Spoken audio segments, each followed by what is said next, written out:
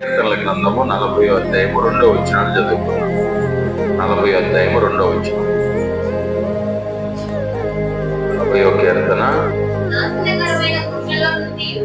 నాశనకరమైన గుంటలో నుండి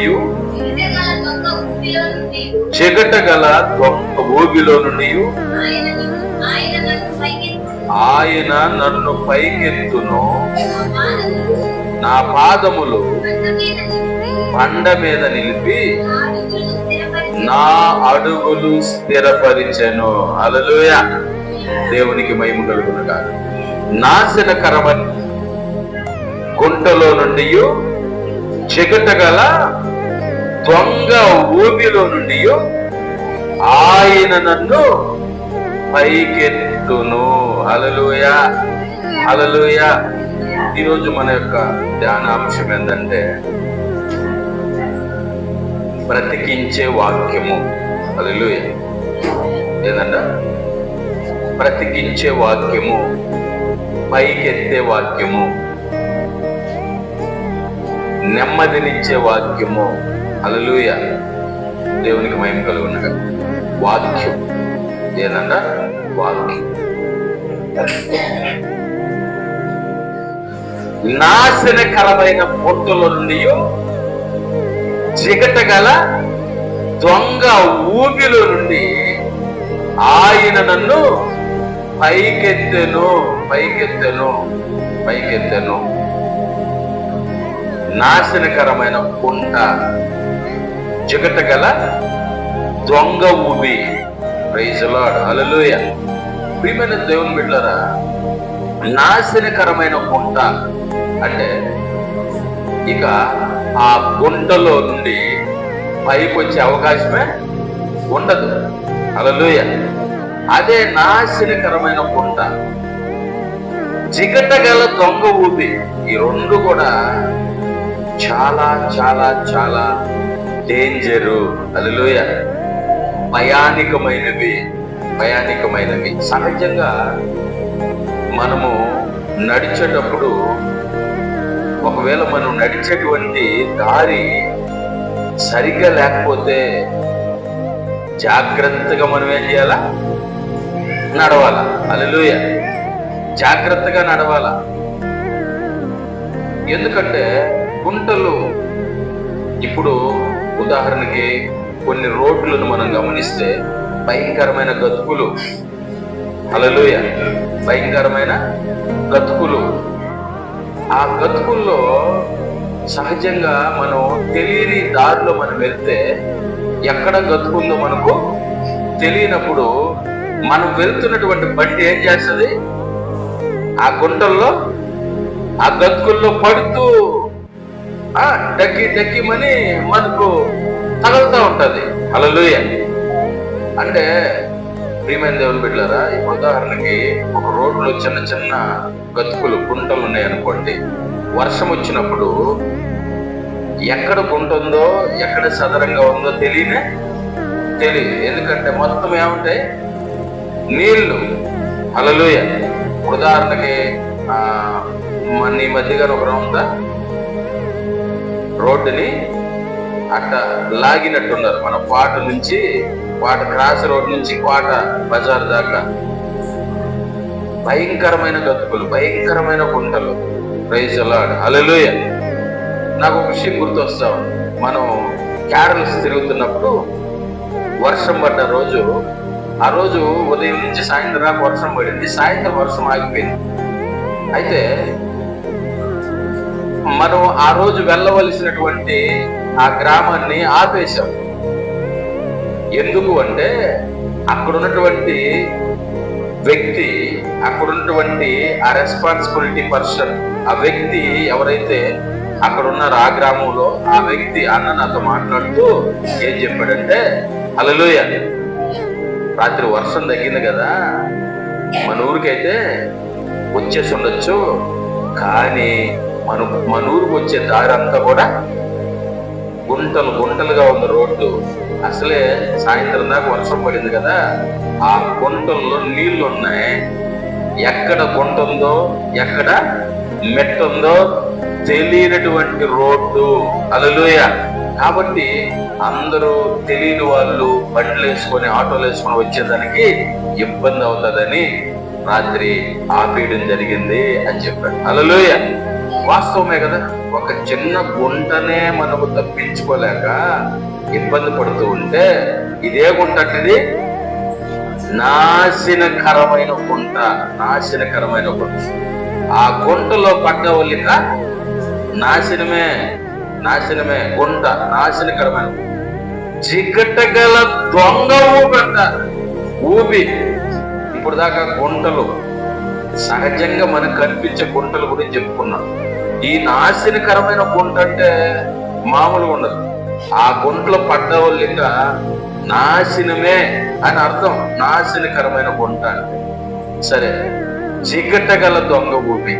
ఊబి తెలుసా? ఊబి అంటే హల్లెలూయా. ఊబి. ఊబి అంటే ప్రియమైన దేవుని బిడ్డలారా, పైకి బురదగా కనబడతా ఉంటది. బురదగా కనబడతా ఉంటది. అయితే మామూలుగా ఉండే బురద గుంట వేరు, ఊబి వేరు. ఊబి చాలా కాలం అది నాని నాని నాని నాని నాని అది బాగా లోపల ఆ మట్టి అంతా కూడా మెత్తగా అయిపోతుంది అన్నమాట. ఆ ఊబి ఏం చేస్తుందంటే ఎవరైనా ఆ ఊబిలో పడితే ఇక బయటికి రాకుండా అలాగే లోపలికి లాగేస్తాది. హల్లెలూయా. మామూలు ఊబి. కానీ ఇక్కడ రాయబడిన ఊబి ఏ ఊబి అంటే చికటగల దొంగ ఊబి. హల్లెలూయా. సాధారణ ఊబి వేరు, చికటగల ఊబి వేరు. చికటతో కూడిన దొంగ ఊబి. హల్లెలూయా. అంటే ప్రియమైన దేవుని బిడ్డలారా, దొంగ ఊబి అంట. అంటే సహజంగా దొంగ అంటే మనుషుల్లోనే దొంగ అంటాం మనం. ఎవరైనా దొంగతనం చేస్తే దొంగ అంటాం. మరి దొంగ ఊబి అంటే దేవునికి మహిమ కలుగునగా, దేవుని ఘనత కలుగునగా. ప్రియమైన దేవుని బిడ్డలారా, దొంగ ఊబి అంటే ఆ ఊబి అది దొంగలాగా లాగేస్తుంది. హల్లెలూయా. అలాంటి ఊబిలో నుంచి ఏం జరుగుతుందంట? నన్ను పైకెత్తువాడు. హల్లెలూయా. ఏందంట చూడండి ఒకసారి. ఆయన నన్ను పైకెత్తును. నాశనకరమైన గుంటలో నుంచి, చికటగల దొంగ ఊబిలో నుంచి ఆయన నన్ను పైకెత్తును. పైకెత్తిన తర్వాత నా పాదములు బండ మీద నిలిపి నా అడుగులు స్థిరపరిచెను. Praise the Lord. హల్లెలూయా. దేవునికి మహిమ కలుగునగా, దేవుని ఘనత కలుగునగా. ప్రియమైన దేవుని బిడ్డలారా, గుంటలో నుంచి ఊబిలో నుంచి బయటికి వచ్చినటువంటి వ్యక్తి సరిగా నిలబడలేడు. హల్లెలూయా. సరిగా నిలబడలేడు. ఆ పాదాలు, ఆ కాళ్ళు పాదాల నుంచి దాదాపు నడినెత్తు వరకు కూడా శివరింగ్, వణుకుడు. హల్లెలూయా. వనకతా ఉండే పరిస్థితి, నిలబడలేని పరిస్థితి. హల్లెలూయా. అయితే ఆయన అంట పైకి ఎత్తడమే కాదు, ఆయన బండ మీద పాదాలు నిలిపి అడుగులు స్థిరపరిచే దేవుడు. దేవునికి మహిమ కలుగునగా. హల్లెలూయా. స్థిరపరుస్తాడు అంటే మరలా అలాంటి గుంటలో, అలాంటి ఊబిలో పడిపోకుండా స్థిరపరుస్తాడు. దేవునికి మహిమ కలుగునగా. ప్రియమైన దేవుని బిడ్డలారా, చోట మనం గమనించినట్లయితే ఇప్పుడు ఈ గుంట, ఈ ఊబి అంటే ఏంటి? హల్లెలూయా. సహజంగా మనం అంటే అర్థమయ్యేదానికి ఒక గుంట గురించి, ఒక ఊబి గురించి మనం చెప్పుకున్నాం. ఈ గుంట, ఈ ఊబి ఏంటంటే పాపము. పాపము, భయంకరమైన పాపము. ఈ పాపము నాశనకరమైన గుంట లాంటిది. ఈ పాపము జగతగల దొంగ ఊబి లాంటిది. దేవునికి మహిమ కలుగునగా. హల్లెలూయా. ప్రియమైన దేవుని బిడ్డలారా, ఆ భయంకరమైన పాపంలో నుంచి ఆయన పైకెత్తి మన పాదాలు బండ మీద స్థిరపరుస్తాడంట. ఎవరాయన? ఎవరు? మన ప్రభు అయిన యేసుక్రీస్తు. హల్లెలూయా! దేవునికి మహిమ కలుగునగాక, దేవునికి ఘనత కలుగునగాక. అందుకే ఆయన 2024 సంవత్సరాల క్రితం 2024 సంవత్సరాల క్రితం ఆయన ఈ లోకానికి ఎందుకు వచ్చాడు అంటే, నాశనకరమైన పొట్టులో నుంచి, చికటగల దొంగ ఊబిలో నుంచి మన వాళ్ళని పైకెత్తి మన కాళ్ళు బండ మీద నిలిపి మన పాదాలు స్థిరపరచడానికి వచ్చాడు. దేవునికి మహిమ కలుగునగాక. ఆమేన్. హల్లెలూయా.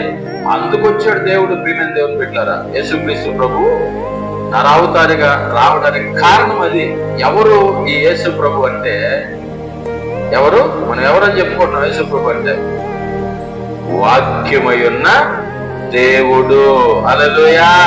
ఇప్పుడు మనం చదువుకున్నటువంటి కీర్తనలో నాశనకరమైన పొందులో నుంచి, చిగటగల దొంగ ఊబిలో నుంచి ఆయన నన్ను పైకెత్తును. హల్లెలూయా. పైకెత్తును. చూడండి, 107వ కీర్తన 20వ వచనం చదువు. 107వ కీర్తన 20వ వచనం.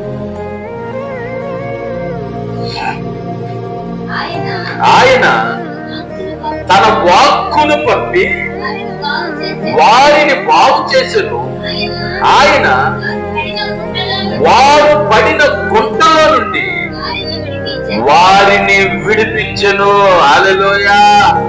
దేవునికి మహిమ కలుగునగా.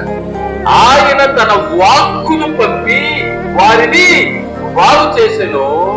వారు పడిన గుంటలో నుండి వారిని విడిపించెను. వాక్కు. ఎవరన్నా బాగు చేసింది ఎవరు? వాక్కు. విడిపించింది ఎవరు? వాక్యము యేసయ్య. హల్లెలూయా. విడిపించే వాక్యము, బాగు చేసే వాక్యము. దేవునికి మహిమ కలుగునగా. ఈ రోజుకి దేవుడు ఎవరిని విడిపించాలన్నా, ఎవరిని బాగు చేయాలన్నా, ఎవరిని సరి చేయాలన్నా వాక్యమునే పంపిస్తా ఉన్నాడు. Praise the Lord. హల్లెలూయా. ఏం పంపిస్తున్నాడు? వాక్యమునే పంపిస్తా ఉన్నాడు. వాక్యము. ఈరోజు నిజంగా చాలా మందికి వాక్యం అంటే అస్సలు లెక్కలేదు. హల్లెలూయా. వాక్యం అంటే భయం లేదు, వాక్యం అంటే జాగ్రత్త లేదు.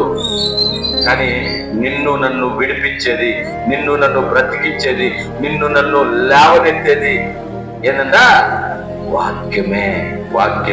హల్లెలూయా. ఆయన తన వాక్కును పంపి వారిని బాగు చేసెను. వారు పడిన గుంటలో నుండి వారిని విడిపించెను. ఎంత భయంకరమైన గుంటలో ఉన్నా సరే, ఎంత భయంకరమైన పాపపు దొంగ ఊబిలో ఉన్నా సరే, ఆయన పైకెత్తే దేవుడంట. ఎప్పుడంటే ఆయన వాక్యాన్ని మనము అంగీకరించినప్పుడు, స్వీకరించినప్పుడు. దేవునికి మహిమ కలుగునగాక, దేవునికి ఘనత కలుగునగాక. కాబట్టి వాక్యమే ఏదంటే వాక్యమే. ఎవరి వాక్యం అంటే యేసయ్య వాక్యము. హల్లెలూయా. వాక్యమే దేవుడు. యేసయ్యే వాక్యమే దేవుడు యేసయ్య. హల్లెలూయా. దేవునికి మహిమ కలుగునగా, దేవునికి ఘనత కలుగునగా. మనందరికీ బాగా తెలుసు, మనం చాలా సార్లు చెప్పుకున్నాం. యోహాను సువార్త 1:1 ఏముంది? యోహాను సువార్త 1:1 చదువుదాం.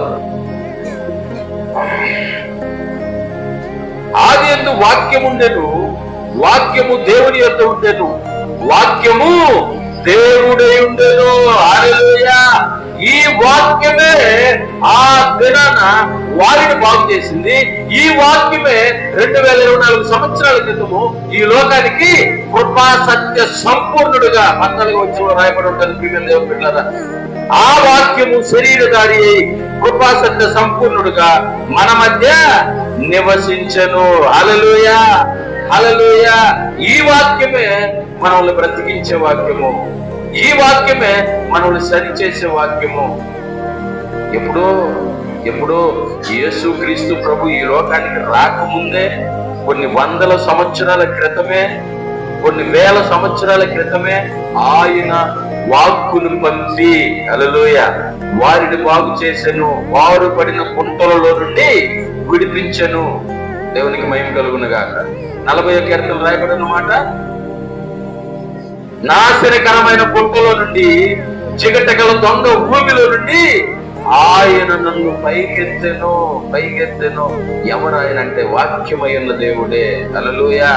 వాక్యమే ఎప్పుడో జరిగింది, ఇప్పుడు కూడా జరుగుతూ ఉంది. ప్రియమైన దేవుని బిడ్డ, మనము పడిన గుంటలో నుంచి, మనము పడినటువంటి ఆ భయంకరమైన ఊబిలో నుంచి లేవాలి అంటే ఆయన వాక్యము మనము జాగ్రత్తగా వినాలి. హల్లెలూయా. ఆ వాక్యమే మనల్ని పైకి లేపేది, ఆ వాక్యమే మనల్ని నిలబెట్టేది, ఆ వాక్యమే మనల్ని బండ మీద స్థిరపరిచేది. Praise Lord. హల్లెలూయా. బండ మీద దేవునికి మహిమ కలుగునుగా. బండ మీద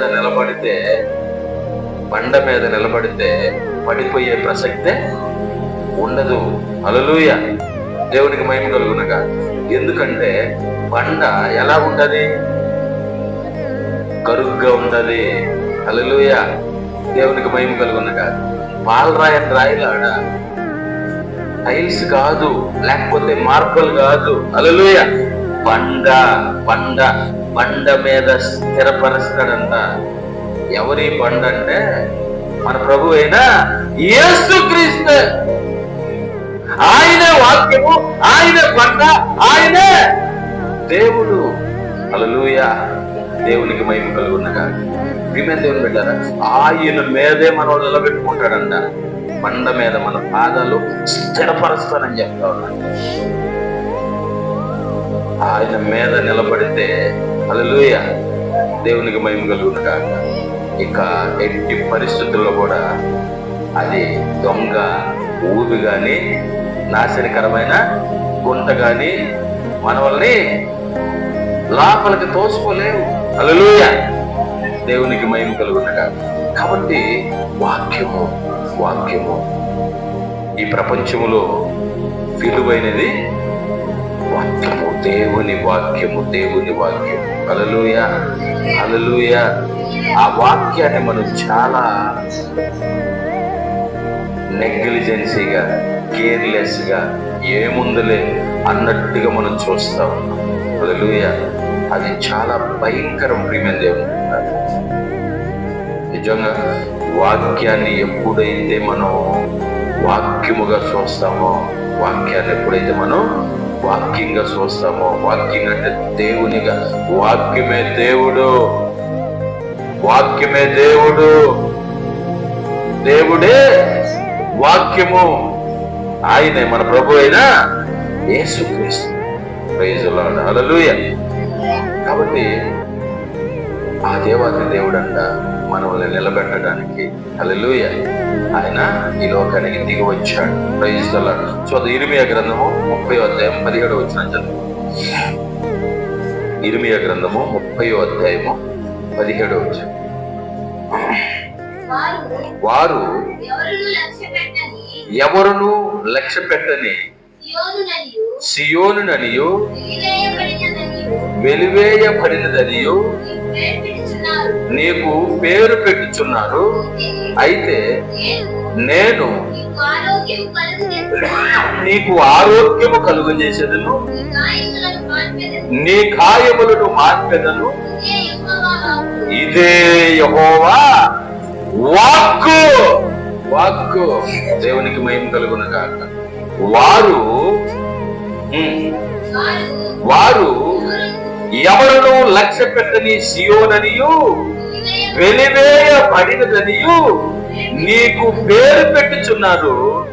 అయితే నేను నీకు ఆరోగ్యము కలుగు చేసేదను, నీ గాయములను మాన్పెదను. ఇదే యెహోవా వాక్కు. హల్లెలూయా. వాక్కు. ప్రియమైన దేవుని బిడ్డలారా, చూడండి, వెలివేయబడినదనియు, ఇంకా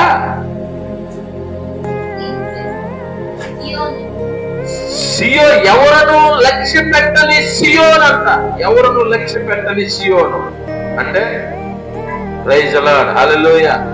దేవునికి మహిమ కలుగునుగా. ఎవరు కూడా పట్టించుకునేటువంటి సియోను. ఈరోజు అనేక మంది నిజంగా దేవుని సియోను అంటే యెరూషలేము, సియోను అంటే పరలోక పట్టణము. హల్లెలూయా. సియోను అంటే దేవుని మందిరము. Praise the Lord. హల్లెలూయా. దేవుని మందిరము.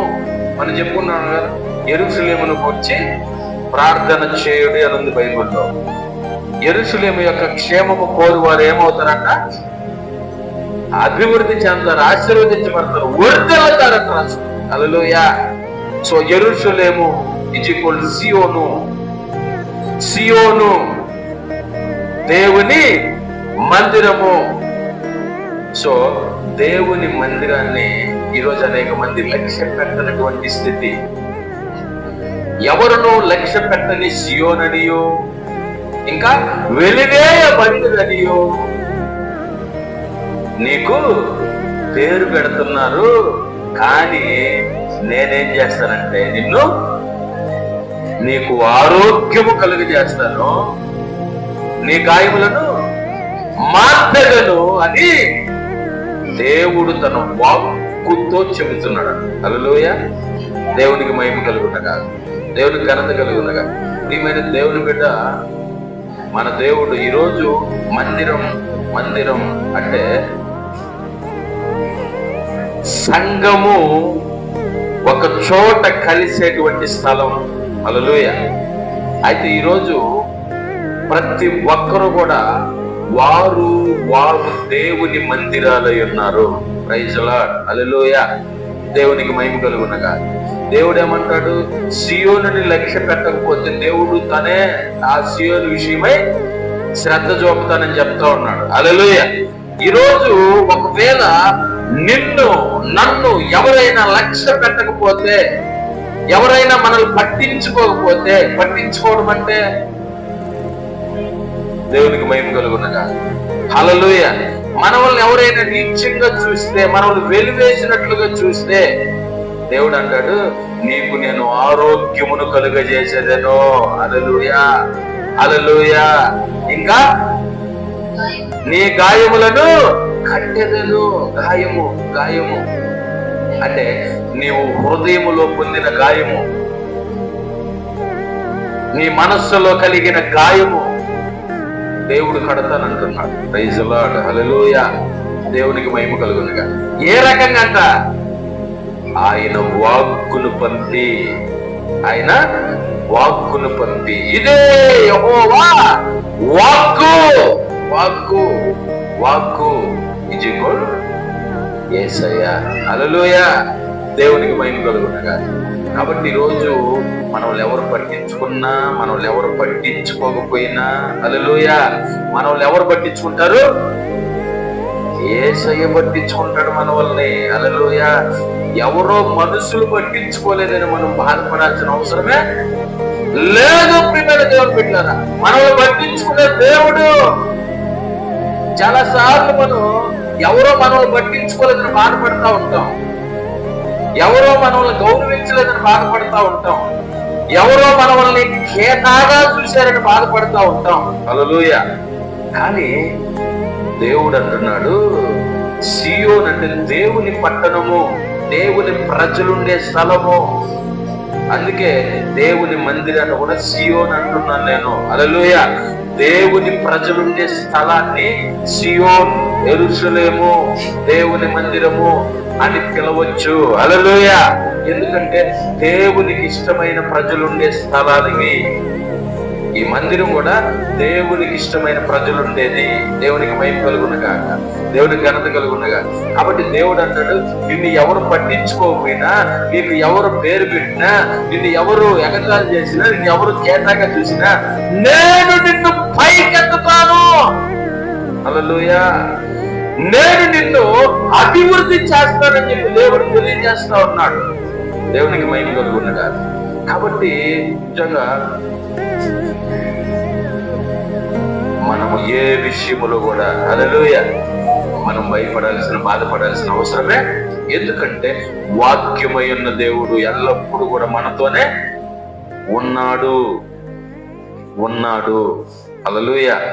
మనలో వాక్యం ఉంది అంటే ఆయన మనతోనే ఉన్నాడని అర్థం. హల్లెలూయా. చూడండి, కీర్తన 119:50. కీర్తన 119:50.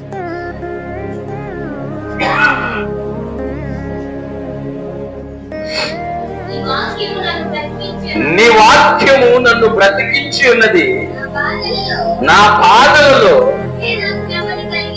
ఇదే నాకు నెమ్మది కలిగించుచున్నది. హల్లెలూయా. ఏదన్నా నీ వాక్యము నన్ను బ్రతికించి ఉన్నది, నా బాధలలో ఇదే నాకు నెమ్మది కలిగించుచున్నది. Praise the Lord. Hallelujah, hallelujah. చూడండి ప్రియమైన దేవుని బిడ్డలారా, ఎప్పుడైనా కానీ మనం ఎంత భయంకరమైన బాధలో ఉన్నా, ఎంత భయంకరమైనటువంటి పరిస్థితిలో ఉన్నా, దేవుని వాక్యాన్ని కానీ మనం చదివితే, హల్లెలూయా, దేవుని వాక్యాన్ని కానీ మనం వింటే, ఆ సమయం మందు మనం అద్భుతమైన సమాధానాన్ని, అద్భుతమైన నెమ్మదిని మనం పొందుకుంటాం. Praise the Lord. Hallelujah, hallelujah. అందుకే అంటారు కీర్తనకారుడు, నీ వాక్యము నన్ను బ్రతికించుచున్నది. Praise the Lord. Hallelujah, hallelujah. యేసుక్రీస్తు ప్రభు ఏమన్నాడు? ఆయన నరావతారిగా, మనిషిగా ఈ లోకంలో ఉన్నప్పుడు సైతాన్ వచ్చి యేసు ప్రభుతో ఇలా అంటాడు. ఏమంటాడు? నువ్వు బాగా ఆకలి కొని ఉన్నావు. అప్పుడే 40 దినాల ఉపవాస ప్రార్థన ముగించుకొని యేసు ప్రభు ఆ కొండల్లో అరణ్యములో నుంచి బయటకు వస్తున్నప్పుడు, నువ్వు బాగా ఆకలి కొని ఉన్నావు, అదిగో కనబడుతున్న రాతిని రొట్టిగా చేసుకొని తిను అంటే, ప్రైజ్ ది లార్డ్. హల్లెలూయా. ఏమంటాడు తెలుసా?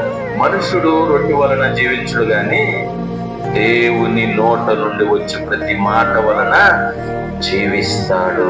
హల్లెలూయా, హల్లెలూయా. దేవుని నోట నుండి వచ్చే ప్రతి మాట వాక్యము, ఆ వాక్యమే యేసయ్య. హల్లెలూయా. వాక్యముతోనే వాక్యాన్ని ఎత్తి మాట్లాడుతున్నాడు సైతాను. వాక్యముతోనే మాట్లాడడానికి వచ్చాడు, వాక్యాన్ని ఎత్తి. హల్లెలూయా. దేవుడికి మహిమ కలుగునగా. లేఖనాలు చూపించి మాట్లాడతాడా? మాట్లాడుతున్నది ఎవరితో? లేఖనాలతోనే. హల్లెలూయా. వాక్యముతోనే, వాక్యముతోనే వాక్యాన్ని చూపించి మాట్లాడితే యేసయ్య మాత్రం కూడా అక్కడ హల్లెలూయా విధి కాకుండా వాడిని తరిమి కొడతాడు. సో మనం బ్రతకాలంటే హల్లెలూయా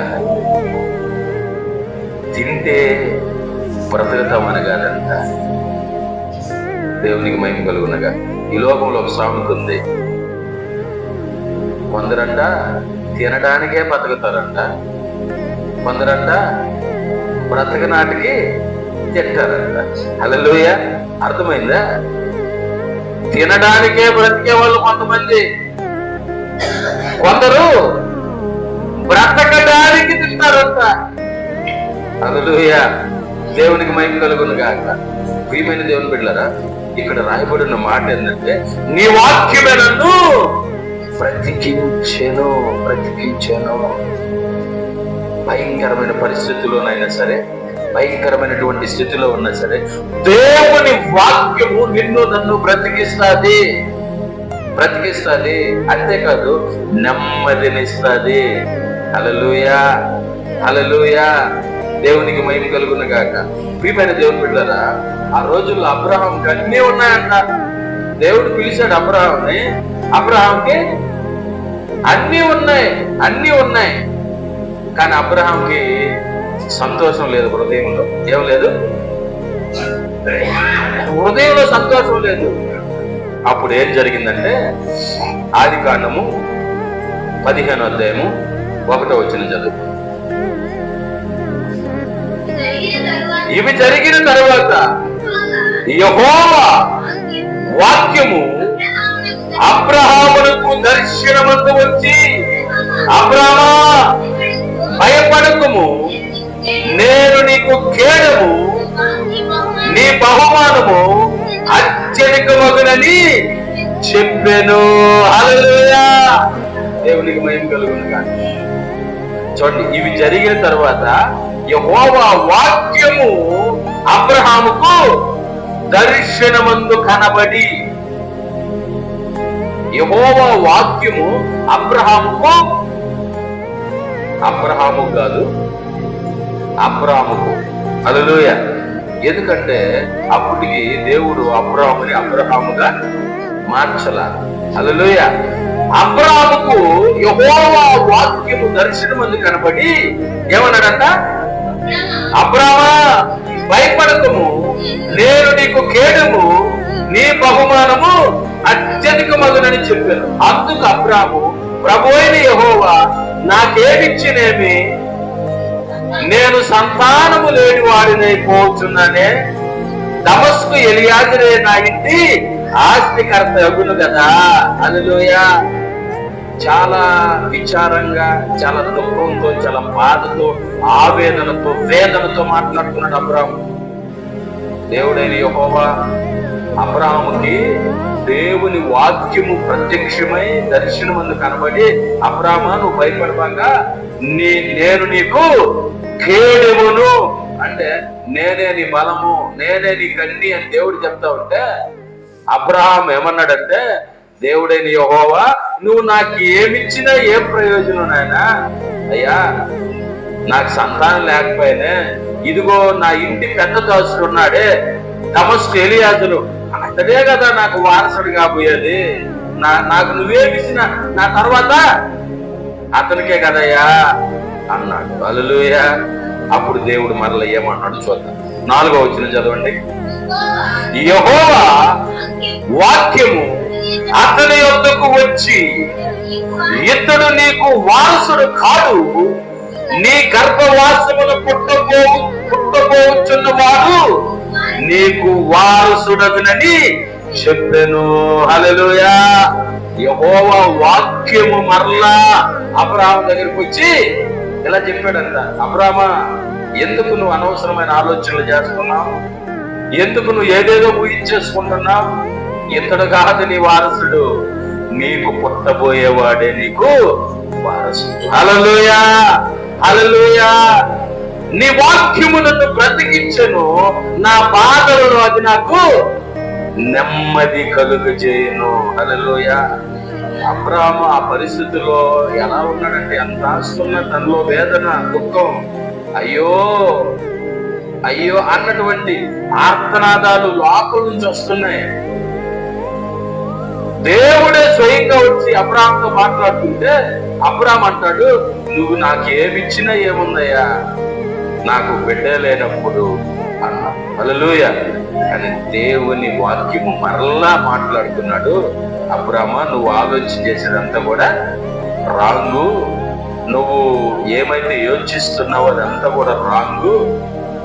నీ యొక్క దాసుడు నీకు వారసుడు ఎట్టి పరిస్థితుల్లో కూడా కాడు, కానేరడు, నీకు పుట్టబోయే బిడ్డే నీకు వారసుడు. హల్లెలూయా. హల్లెలూయా. దేవునికి మహిమ కలుగునుగా. ప్రియమైన దేవుని బిడ్డ, ఈరోజు మనం ఏ విషయంలో అయితే నిరాశ చెంది ఉన్నామో, ఈరోజు మనం ఏ విషయంలో అయితే బాధతో ఉన్నామో, దుఃఖముతో ఉన్నామో, ఈరోజు దేవుని వాక్యము మనల్ని ఆదరిస్తూ ఉంది. ఆ వాక్యమే మనకు నెమ్మదిని కలుగు చేస్తూ ఉంది. దేవుడు మనకు చెబుతూ ఉన్నాడు, నీవు భయపడవద్దు, నీవు ఏ విషయంలో బాధపడుతున్నావో ఆ భయంకరమైన విషయాలన్నిటిని తొలగించేస్తాను. హల్లెలూయా. హల్లెలూయా.